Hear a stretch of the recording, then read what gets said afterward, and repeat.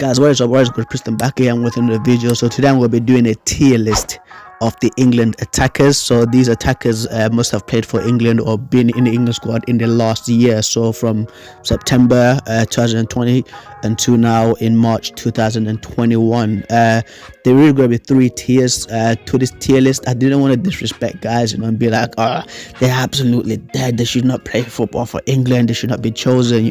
That's disrespectful.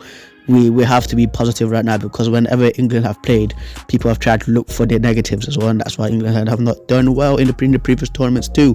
But I am going to be going from decent, good, and all the way up to baller as well. So it's going to be going upwards and not downwards. So anyway, I'll start in the decent list. So the strikers are or wingers or attackers as well, is Danny Ings, Ollie Watkins, Tammy Abraham, and Dominic Calvert-Lewin.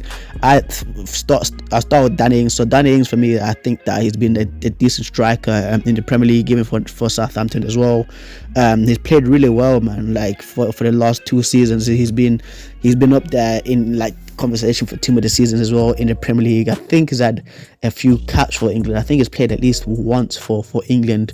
If I'm not too sure, I think it was against Iceland when he came on as a substitute. If I'm wrong about that, guys, comment down below and tell me what team he started against. But for me, yeah, I do think that Danny Ings is a decent attacker for England. The next one is Ollie Watkins. If you see my video on Sunday, right, like you think that I like Ollie Watkins. He's a great player. Like he's always, like, as I said before, like the way that other pros at Aston Villa speak about Ollie Watkins, and the way that other people as well, like even Harry Kane, speak about Ollie Watkins, it just tells me that the guy just wants to play football and keep on improving as well. And the way that he plays for Aston Villa too, always like unselfish play. He's always wanting for the best for the team as well, always hungry, and that's why he's in this tier list. Another one's Tammy Abraham as well. Like Tammy Abraham is a decent striker. I don't think he's good enough for Chelsea. I think he's like a Southampton kind of striker, it's no offense to him, or like an Everton, an Aston Villa kind of striker, because he's at that level, and he can come on as a substitute for England. That's why he's in this decent tier list. The other one is Dominic Calvert-Lewin. He brings something different to England. He's great in the air. He's a very strong guy as well. Very quick dude. He's got great movement in the box. He brings a lot of different playing styles to Harry Kane as well, because Harry Kane is just a poacher, a finisher. And then if England are looking for something different, he comes on, brings physicality, again, winning balls in the air, because he's great in the air. Got a great leap on him, having a great season this season. All right, so now I'll move on to the good part of the tier list. So Harvey Barnes for me, for Leicester. Like, he has been absolutely sick for the last year and a half. Very quick, direct, young left winger, and I've been impressed with Harvey Barnes this season for Leicester. So gave Trent like problems when they were playing against Liverpool. Tore West Brom apart, tore Southampton apart, Arsenal too. Like I do like Harvey Barnes a lot. The next one is Mason Greenwood. Like, if you've been watching my channel, right, for the past year or even 2 years, Mason Greenwood, right, is one of my favorite young players. I think he's my favorite young player in the world, to be honest, because I know how good he is. I know what he's striking as. Like, he's got room to improve, to be better, to become a world-class striker, because his finishing is just ridiculous all the time, just like the shooting and the finishing, just with power and precision. Like, it's rare to find that in a striker as well, and really happy to have him at Man United. The next one is Jack Greelish. Jack Grealish, for me, like, he floats in that good and baller level, because Jack Grealish carries Aston Villa by himself, and a lot of people are just mesmerized by how he plays. There was an interview a few days ago with Dominic Calvert-Lewin, and he was speaking about how that Jack Grealish plays football is like, it's mesmerizing.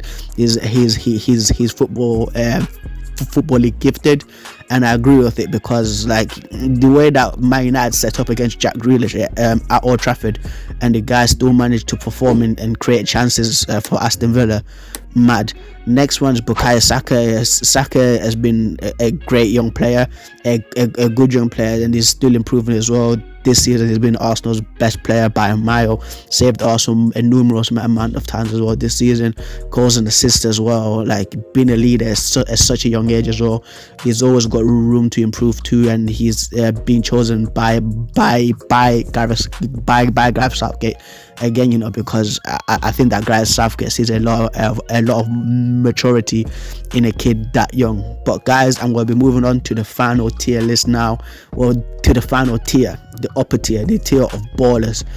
The first one is Raheem Sterling, fam.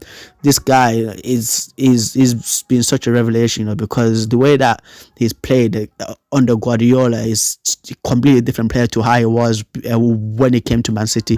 Completely different player to how he was at Liverpool. Right now he's worked on his finishing. His finishing's got better. He's been taking free kicks now for Man City, you know, and he's actually been scoring free kicks as well. Absolute baller. He can play left wing or right wing, you know, and he never complains, just gets the job done. I think it was Gary Lineker, right, that came out last season, and he said that Raheem Sterling contacted BT Sport, right, and asked them for Champions League footage of him playing, because he just wants to get better. You know, that's how dedicated he is, like at the job, and him getting better too. So the next one is Marcus Rashford. For me, if you looked at my previous like match reactions, right, from Man United, I've always said that Marcus Rashford is a better player than Raheem Sterling. Numerous of players, even for Man United and for England, even Jaden Sancho said it, like Marcus Rashford the best dribbler that they've seen, because of the pace that he runs at, and he's still got the ball close to him, and he's still driving and gliding past people. You know, the goal past Crystal Palace last season, where he just took out Van Aanholt's cut down, and I think is a Guaita out of the game, slotted it past them. The way that he absolutely ragged Brighton earlier this season, like took on about 3 guys and then just slotted it top corner. Like for me, Rashford is a baller, and he just needs to recognize that within himself and have better decision making as well. Because if you've got better decision making, he'll be an all-time England great. The next one, Jaden Sancho. This guy is mad, you know, like he left Man City at a young age because he didn't want to play from the bench, went and made something for himself outside of England, you know, and a lot of players will be scared to leave England and move on to a different country and actually start playing well there. Jaden Sancho has started that trend now of, yes, there is football outside of England. You can play at a high level outside of England as well, and he's proving that, you know, numerous amounts of goals and assists for the last 2 years at Dortmund. One of the best young players right now, under 23. Nike signing him on a massive contract, you know, like everywhere. A lot of teams wanted him. Man United were in a bidding war with Dortmund last season. One of the most talked about transfer sagas last season as well. For me, that's why Jaden Sancho is a baller too. Like, people just see how he plays. Like, you know, it's not just me making this up. Like, people know how he plays. Like, it's a no-brainer. The next one, Harry Kane. Like, Harry Kane is top 3 best strikers in the world, you know. My little cousin always tries to make a case for Harry Kane as their best striker in the world, but I think that Lewandowski is just ahead of him. But Harry Kane is still a baller, fan, because the way that this dude plays, right, is nuts. Like, this season he's got over 10 goals and 10 assists, you know, as a striker. His passing and his all-round gameplay now is even getting better, you know, because he's always putting Son through as well, and it shows that he's a team player. You know, the guy's hitting shots outside the box, free kicks, penalties, you know. Like, Harry Kane for me he is a baller, you know, and he's I think that is going to beat the England goal scoring record as well. I think that he's going to be the top goal scorer ever as well in the Premier League as well, because I think it's like 100 goals away from Alan Shearer's record, which is 260. I think Wayne Rooney has 55 goals for England in all competition. Harry Kane's got, I think he's in his 30s now. You know, he's already scored at 30 goals and he's only like 28, so he's still got time to do that. But guys, that's been the tier list. I hope that you did enjoy it. You know, it's a pretty long video, you know, but I do enjoy these kind of videos, you know, and just talk about football because it's just the thing that I love to do. If you got a tier list that you would recommend me doing, just comment down below and I will do it for you as well. And yeah, don't forget to like, comment, share, subscribe. I've been Preston doing a tier list of England's attackers, and I'm signing out. Peace.